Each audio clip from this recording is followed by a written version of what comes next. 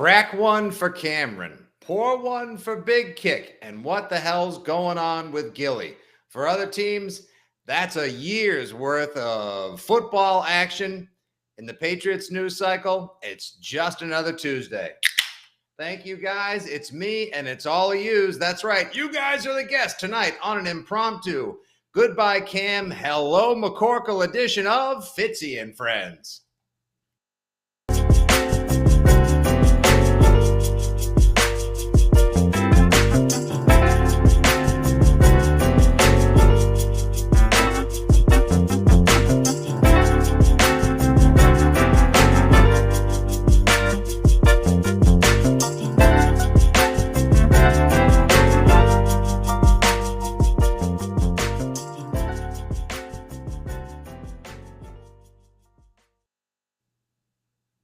What's up, you humps? Your old pal Fitzy here. I'm just trying to get everything together. Oh, there we go. That's right. I got fancy graphics and everything. Not Ted Lasso, a.k.a. at Fitzy GFY, coming to you from the new studio. We're putting it together, you guys. Check this out. We got the fancy lights now. I got the high-def camera. I have a professional microphone. I didn't go off camera for a sip. I can bring that closer up this way. Camera one, camera two, check one, check two. Semblance. How you guys doing, huh? What a freaking Tuesday. Listen, cut down day is always an emotional day in the NFL, right? I mean, just to think all the hopes and dreams, the work, the blood, the sweat, the tears, everything. And sometimes it just ends with a little pink piece of paper, a tweet, or a couple of text messages from your friends. Hell, sometimes NFL players find out the same way the rest of us do via social media. Today, and I don't know why, when I woke up, I swear to God, I swear to Zod, on my Narragansett, for some reason, I woke up and I wanted to tweet out about 8 in the morning. And, and I fear being Klaus von Overtweet. And I apologize if I fussed or clucked everybody's feed today, because there was just so much to talk about. But for some reason, I thought, like, you know what? Maybe like today is the day. Like, something weird's going to happen. Like, I don't know. I wanted to tweet out about 8 in the morning. Call me crazy, but I have a feeling Cam Newton is not going to be on the Patriots after today. And then I went about my business in the morning, this, that, the other, your mother. And all of a sudden, a little bit after 10 o'clock, the same time all the rest of our Tuesdays just got out of the blue. My phone, like, bing, bing, bong. Everyone else's phone, like, literally like it was on fire or there was a bug inside. It just started vibrating like crazy, and I went over. And the first 3 words, after I went over and stared at my phone. Yes, I also, by the way, I am that guy. I'm that dad. I have a Batman iPhone case. You should love me. Don't sue me. I look at it. It does the facial recognition. And the first 3 words that come up from a text from a buddy are, Newton has been released. I was just like, you've got to be kidding me. Why did I feel it? Why not trust my gut? Why not, when something speaks out to you in the force, believe it, buy into it, say it, roll with it, right? I have no idea why I didn't put it out there. And now it just sounds like half-assed, quarter-cocked revisionist historianism. I thought it was going to happen. I just did the live stream 2 nights ago with my buddy, Steve Happis, a.k.a. Dakota from Braintree, Boston sports radio caller legend.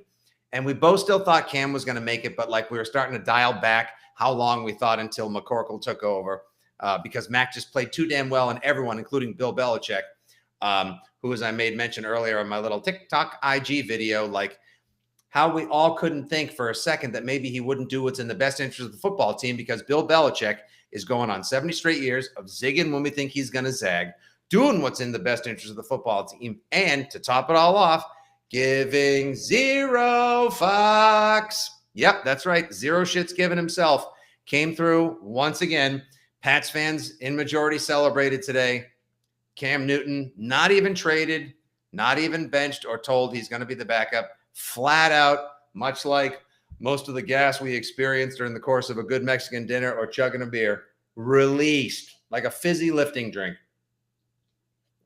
Cam Newton has been released. Mac Jones, starting quarterback, QB1 for the New England Patriots in 2021 and beyond. And listen, before we get to your comments, because like I said, it's just you and me here. We're testing out the gear. We're having a little Pats chat, parsing over the news, chopping it up, just seeing how we're feeling. I just felt like having a beer and chatting with you guys. I just want to say this. Cam Newton was basically last year, and I understand he had no other job offers, and he signed at the end of June, Maybe just because he was available, maybe because Belichick thought Stidham was much more of a beta than an alpha last season, and he was a good arm, but not the guy to be the one who's the man who replaces the legend. Cam Newton was willing to be the guy. He was willing to be the super Cam who replaced the GOAT. He was willing to be QB1 with only 2 months plus to learn the Patriots playbook. He was willing to work for a song, a nickel, a dime, and a prayer. He only got paid like $1.5 million last year.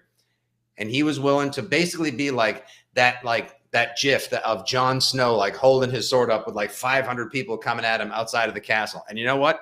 He wasn't great last season. On the football field, nope. Cam Newton, obviously, if he had a footwear place, it would be called Shoe Toppers, because that's where he threw too many of his passes last season. If he had a sports court or a basketball hoop clinic, it would be called Air Balls, because that's what he threw half the time to Jacoby Myers and the bag of balls that were his tight ends. But we all thought he was going to get a chance this season with better tight ends, with better wide receivers, with a kick-ass offensive line. He took the sword last year. He gave it his all. And this season, it had nothing to do with the fact that he was anti-vax or that he hadn't. I don't even know if he has an anti-vax stance. He hasn't been vaxxed. Again, this is not the impromptu live stream with a beer and a dude with a backwards cap on to talk about that. Cam Newton was just flat out beat by Mac Jones. Mac Jones, the guy who I've told you guys before, his Pop Warner coach told me that he was the John McEnroe of the Jacksonville area Pop Warner, because he was so ambitious and he was so feisty and he was so angry and he was so competitive and he was such a winner. Mac Jones, who's a psycho killer. Mac Jones, who's a firm believer in his abilities. Mac Jones, who decided from the tender age of like 5 that he wanted to be a professional football quarterback. And from the age of 10 on said, I want to be the next Tom Brady. Well, guess what? Michael McCorkle, Mac Jones, you, my man, are the QB1 of the New England Patriots, and the hopes and the dreams of the Foxborough football faithful are in your well-manicured 22-year-old hands. Thank you, Cam. Let's go, Mac. Right? I'm right. All right, guys, let's get to your questions, comments, and more.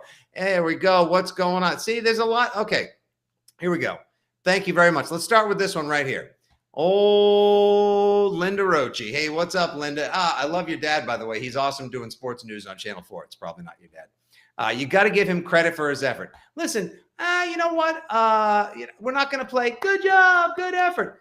It was an impossible task. As they say often, you know me.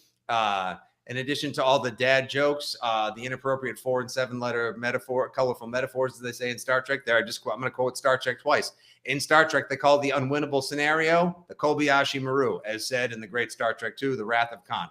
Cam Newton kind of had a Kobayashi Maru, both with his diminishing skill set and the situation and scenario that he was placed in. He did his best. It didn't work out. And now we got a rookie taking over. A rookie. Belichick is starting a rookie. We talk about how the Belichick doesn't love to start rookies. No, he does, especially first-round rookies whenever given a chance. And this kid is primed and ready for success. And I'll tell you what else. Mac Jones, starting the season, has not knocked me off my homerific Pat's Hoodie Footy Pajama-tastic 12-5 prediction. So please litter the comment section with all your predictions for what you think this will do to the season. Did it take it down a couple? Did it knock the win total up a couple? Do you want to say thanks so much, Cam? You want to tell me to go fuck myself? You want to tell me what you guys are drinking? I'm just enjoying a classic right now. A little ice cold Narragansett to get the party started on a Tuesday night. Because you and me, when we come together, guys, we're palcoholics, and you're the best drinking buddies I got. It's a great. Here's a great question. Oh, there we go. All right, here we go. The predictions are starting. Nope, that's not one. You guys are commenting so quickly I can't even keep up with it. All right, here we go. You know what? Hey, you know what, Josh? Let's go ahead and highlight that right there. You know what, Fitzy? I'm excited. Me too. I can be like, I'm something like Jesse in that episode of Saved by the Bell. I'm so excited. I'm so excited. Except I didn't pop a handful of pills before the pod. All right. Danny Dorito, 815.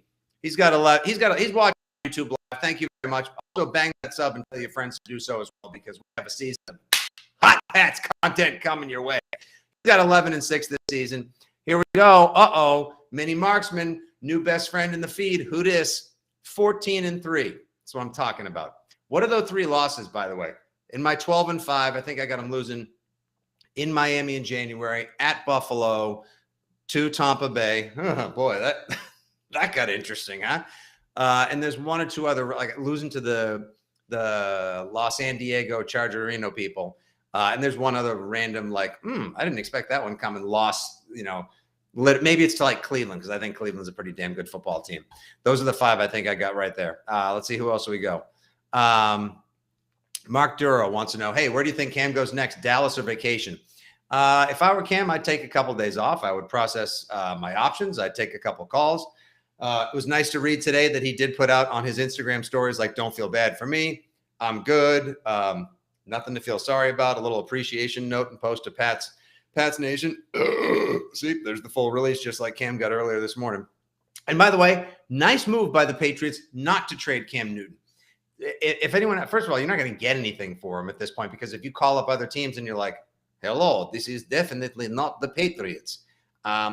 What would be interest in trading for Cameron Jorel Newton, the super Cam? I hang up and wait your callbacks. Thanks much.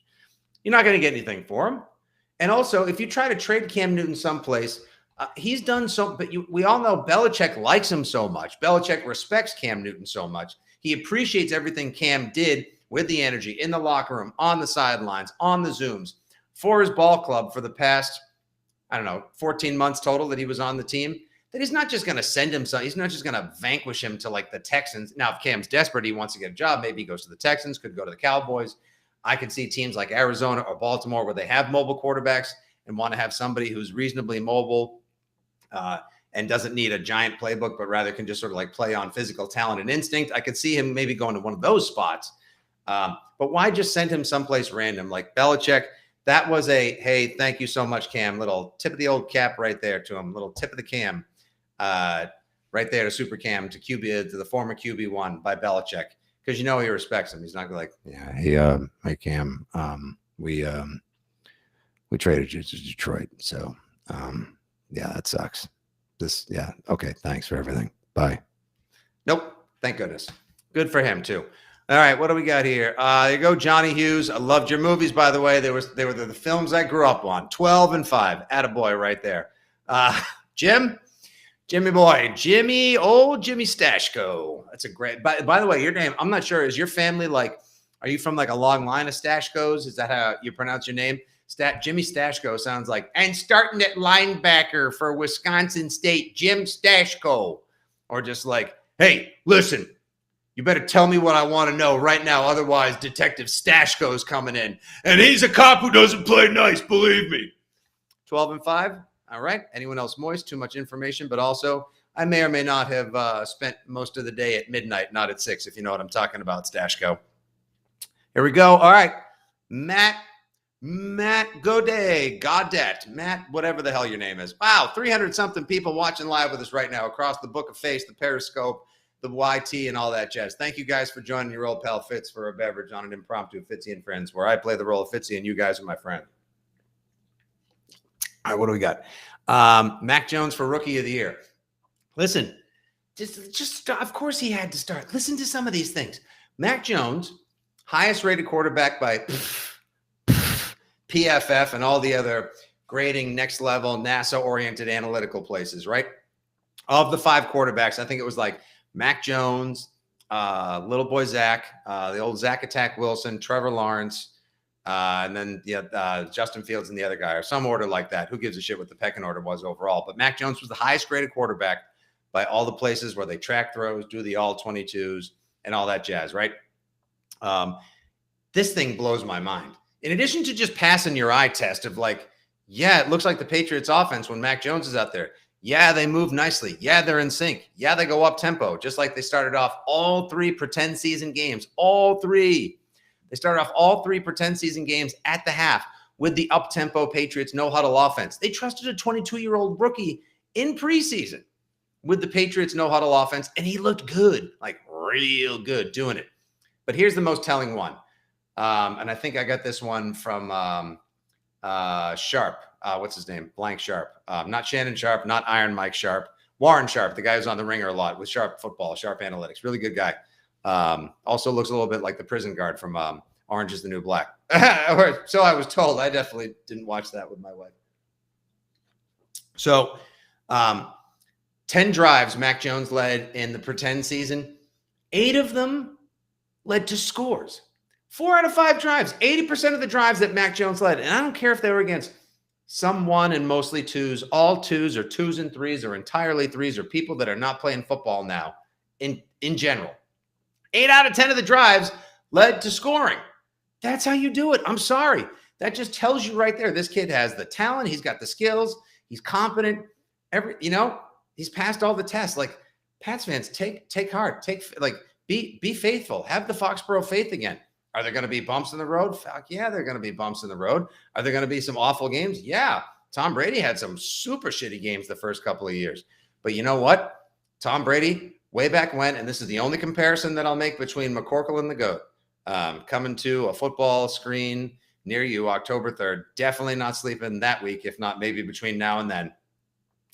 Remember back in the good old days, and I'm sure most of you in the comment section are old enough to remember Brady's first season, second season, etc. And just the early days of Patriots football. They won with great linebackers, a stout defensive line, a solid secondary, a really good offensive line, a power run game, and an effective passing game that would clock manage, dink and dunk, play action, and the occasional downfield throw. And that is exactly what you're going to get now. And you should all be like our commenter, the Stash Go earlier. You should be moist. You guys should be pumped and jacked. You should be ready to rock and roll.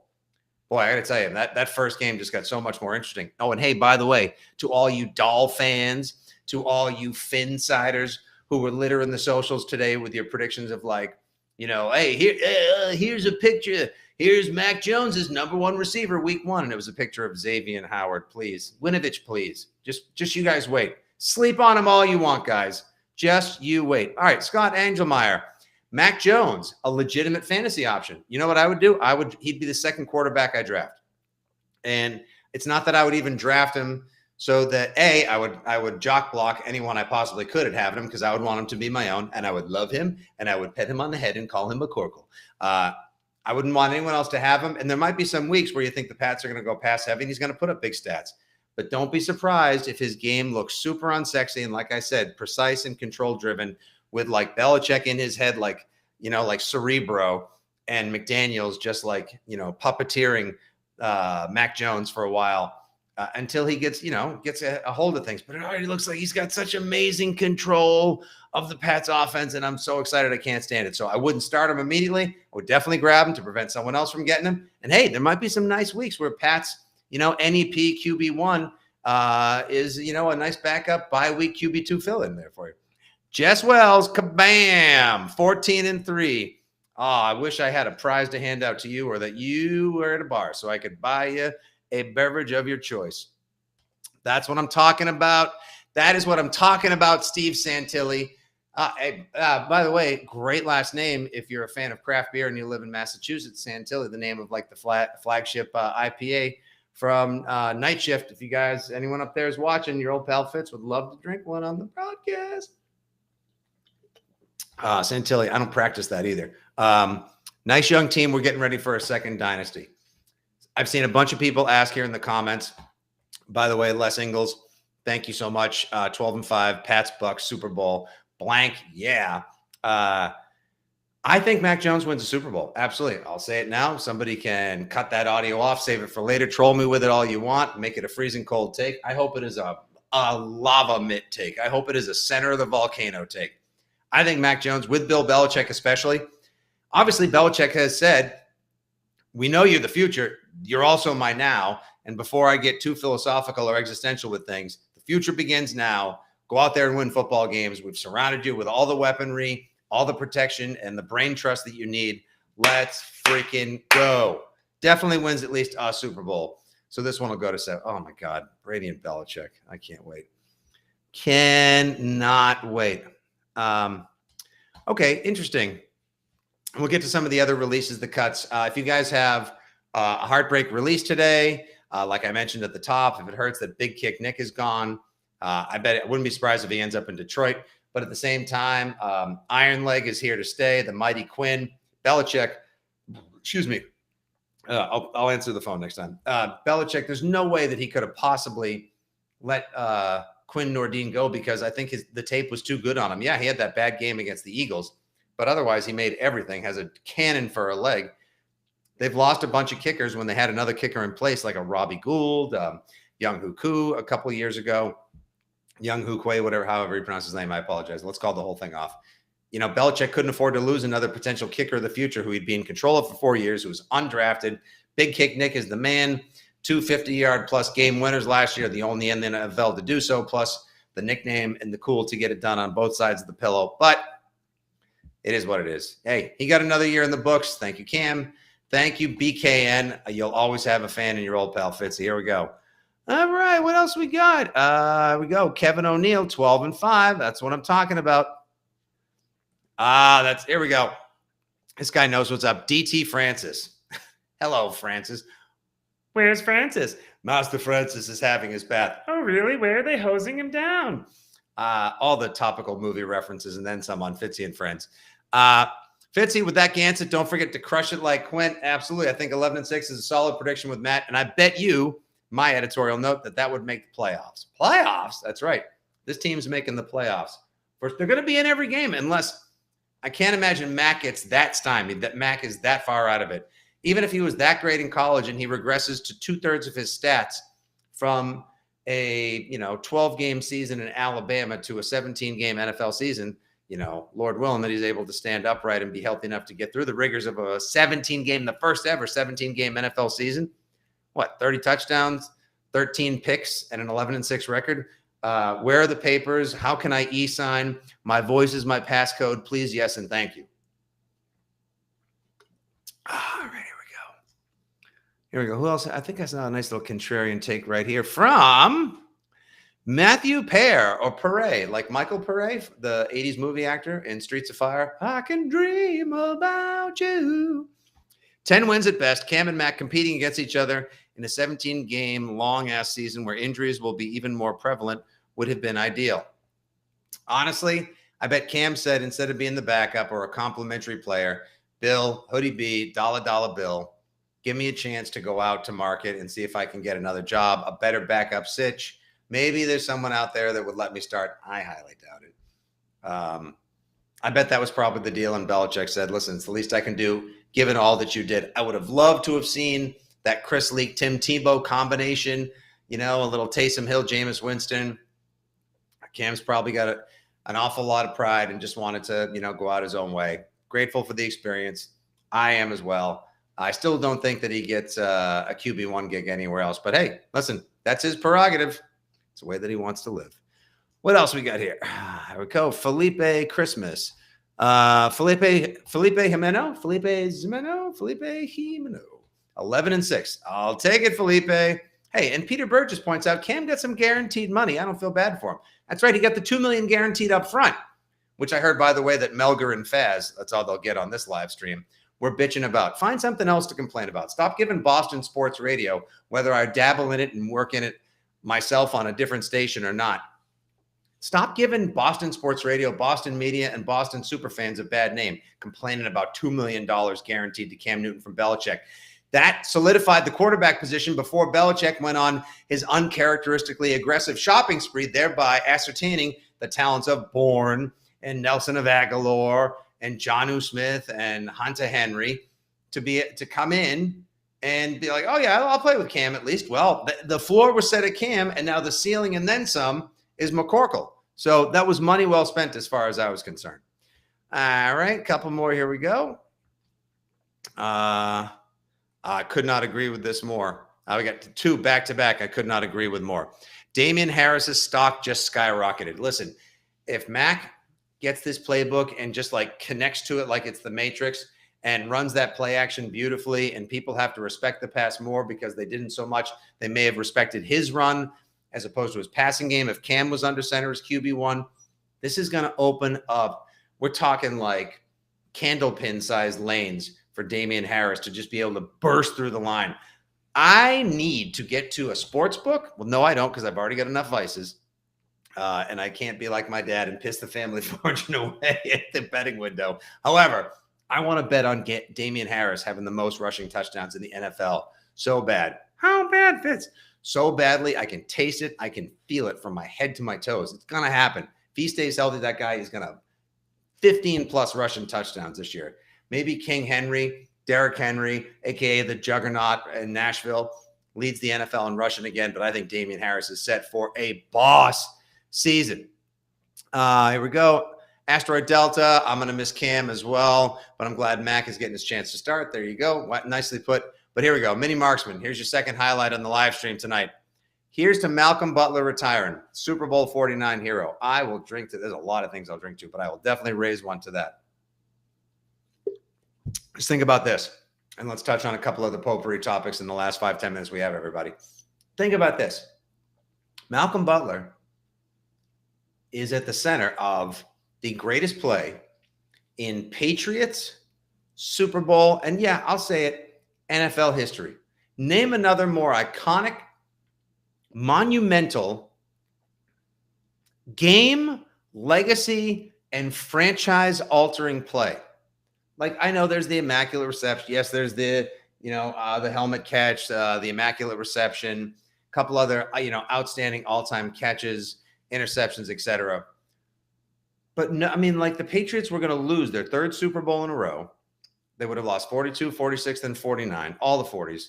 The 40s can be a tough run. Take it from your old pal Fitz, but they would have lost three in a row that would have been based off of ridiculous catches, the helmet catch, the Manningham catch, and then the curse catch, setting up a possible beast mode touchdown to ice it and just absolutely stomp out our souls like a shitty little campfire, right?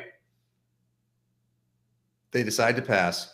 They've seen this play. They've guessed the formation correctly.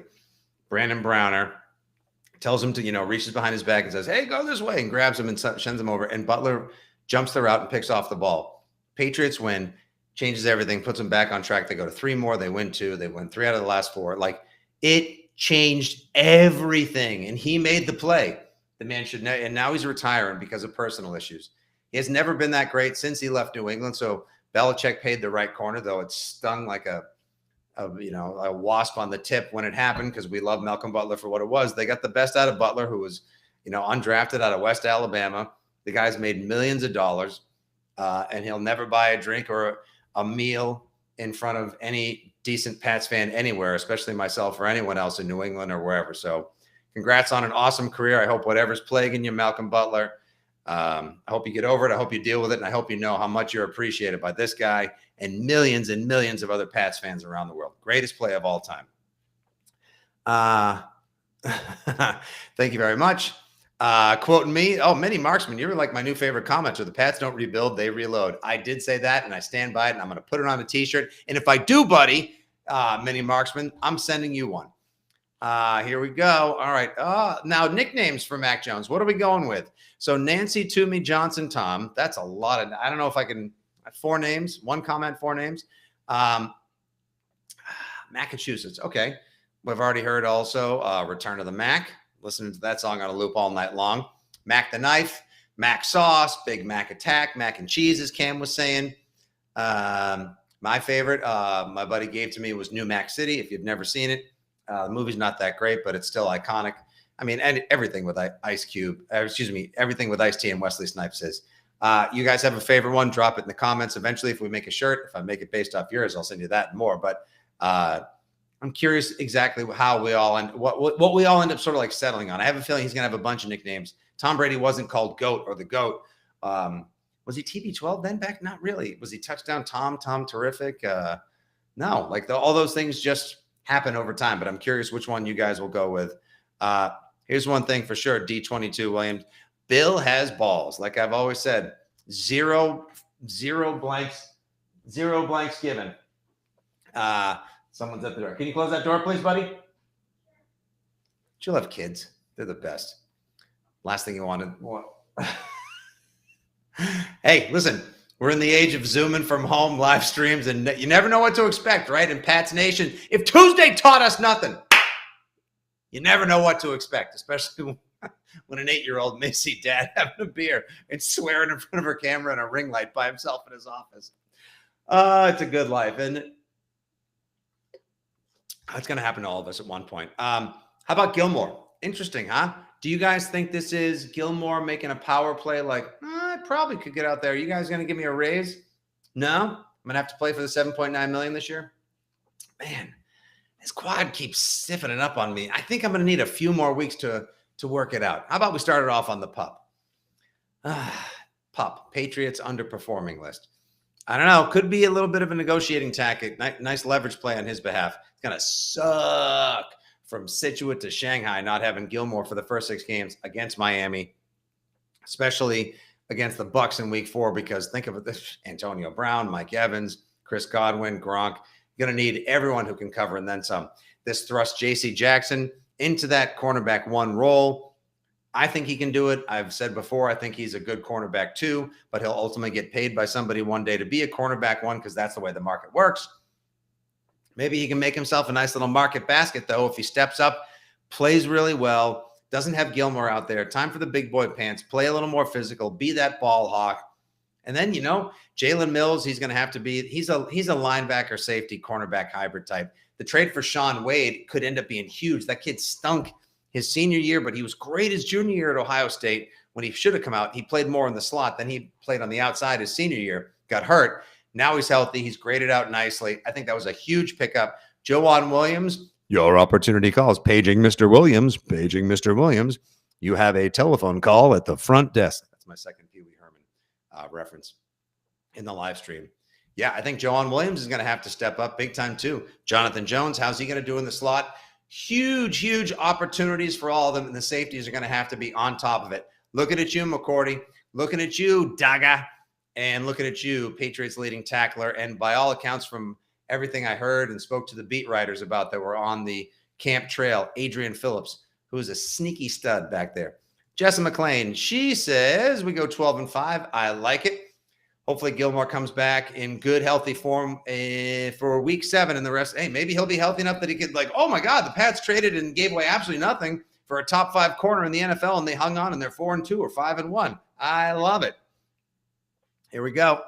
Who's this guy, huh? Who's this freaking guy? Mark Ryan. 2 first names, 1 awesome comment. Yo, Fitzy, we're going 12-4 and onwards towards the AFC Championship. Let's go 12-5. We can go 13-4. It's a 17-game season. But if we're at 12-4, that's definitely making playoffs. And I like what you're talking about. Anthony Rossi, Fitzy, you need a podcast. We need more of this. You know what? More. How do you like it? How do you like it? I'll be doing tons of these all season long, especially now that I got the setup. And I'm going to get everything decorated in the back. Notice we got, I was cleaning up because I just moved recently. I found a giant card someone gave me in high school that said goodbye and good luck. I thought that was appropriate for Cam. I got my little Pats wooden carved flag. You can't see because I need backlights. And, of course, the Cam Newton jersey. This one, where is it? Right there. There it is right there. The Cam Newton jersey. A little tribute to Cameron Jarrell, who did his best, and it just was not good enough. Yes, everyone in the comments is policing the 12-4 prediction. Nicely done. Here we go. Yes. I say this every night before bed. Thank God for Pete Carroll.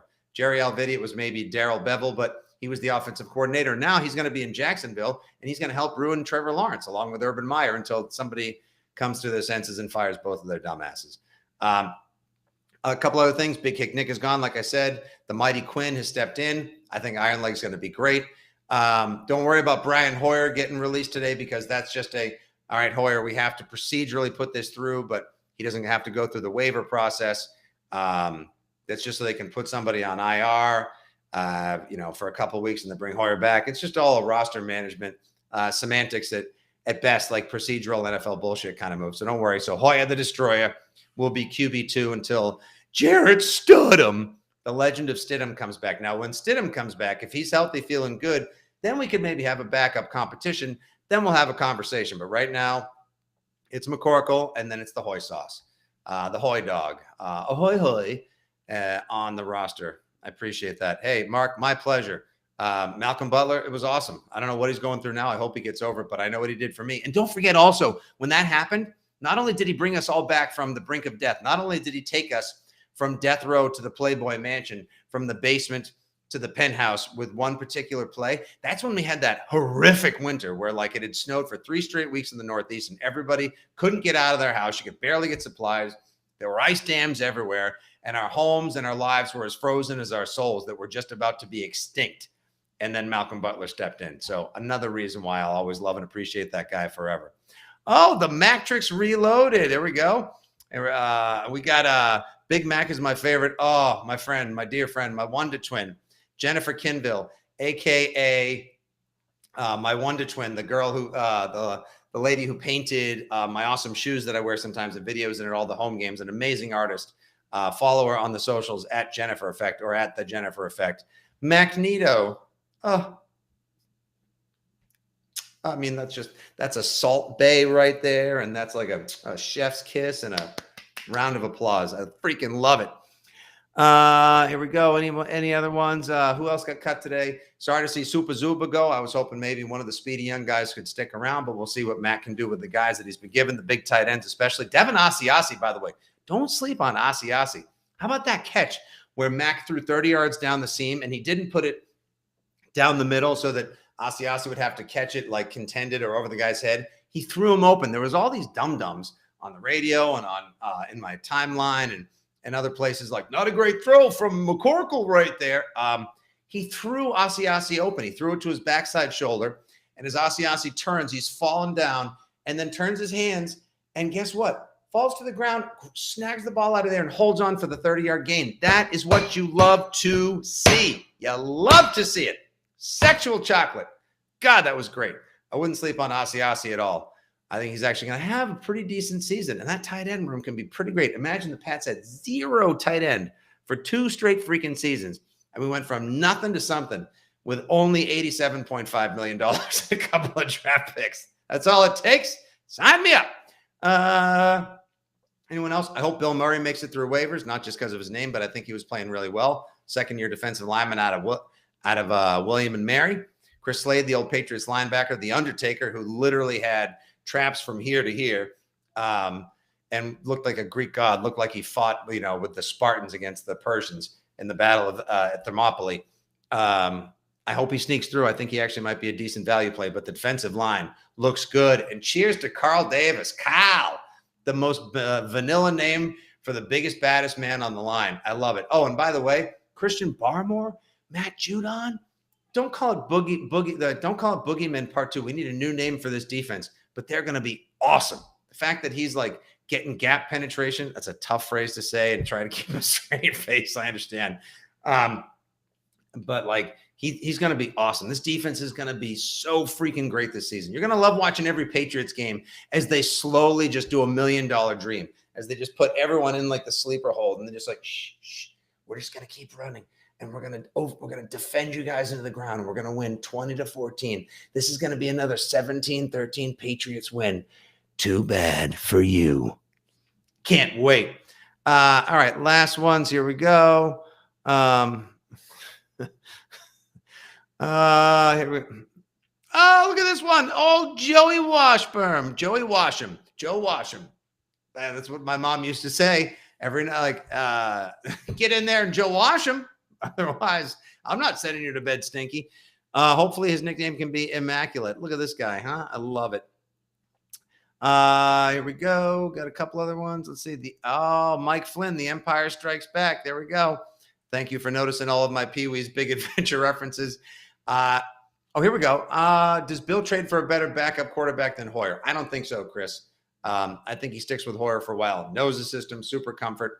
I don't think he's going to get in there and have to play. But again, the way that they're going to play football this season would be, something along the lines of how Hoyer could probably play. And you just pray to everything upstairs that you might believe in. And I don't care if it's neighbors, if it's airplanes, satellites, something Elon Musk built and launched, your gods, whatever, that he doesn't play like he did in the first half in the top of the third quarter against Kansas City last year, because could have won that game. And let's not get me started. Oh, look at this guy. Jameson Mack in the box. Jameson Fernandez, I like it. I don't know. Listen, Joseph, I also disagree. I think 11-6 might get you into the playoffs this year. I think that there's a couple great teams up the top. Kansas City, Cleveland, Buffalo. I'm not really sure who's going to win the AFC South. Your guess is as good as mine. I'll go Tennessee just based on Tannehill, Derrick Henry, Coach Vrabel, and the twin towers of wide receiver power that they have. And Julio and AJ, wish you were a Patriot, but you're not because we have N'Keal Harry, so F me Brown. I think just by default they win. After that, anything goes. The scrum is on. Let's see. Here we go. Elvis Gold Chains. Let's go. Yeah, nobody's a big fan of that. So many comments to get to. Oh, I love it. Oh, people love Magneto, Jennifer Effect. I love to see that. I love it. Oh, how about this one? Nice. the Archangel GV2 smackdown, and then I commit and I lay the smackdown. Would they bring in another corner receiver? Would not rule out, depending on who gets cut, who moves on, or what the price tag might be, a corner or a receiver being brought in by the Pats. Because why not? Who knows what you can make and who you can move and what it's going to cost. It wouldn't surprise me. I just don't have anyone right now that I could say, like, I bet that team, you know, what's it going to take for me to put you on this roster? Okay. They already picked up Sean Wade. Like I said, good rookie pickup. Those first couple of weeks, you're going to definitely see the Patriots lean heavy on generating a pass rush, finding ways to get Judon and Hightower and Josh Uche. We need to work on a good nickname for Josh Uche because that guy is ferocious. He was just like in Daniel Jones's grill, backyard, dreams, face that entire final pretend season game long. Awesome. The pass rush these guys are going to generate this year is going to be tremendous. Tremendous pass rush. Unbelievable. Can't wait to watch. Oh, man. We'll do a bunch more of these before we get to Sunday, September 12th at 4:25 in the P, and we'll end on this. Billy boy. Billy. 17-0. Oh, I love it. Win the division, get to the playoffs. Okay, I'll take that. And you know what? Here's my opinion of Quinn Nordin. I think he's got a cannon for a leg, a perfect complement to Jake Bailey. And with gun of the runner, still your punt returner, you got little J.J. Taylor, a.k.a. the pint-sized Deion Lewis, returning kickoffs and weaving his way through the line.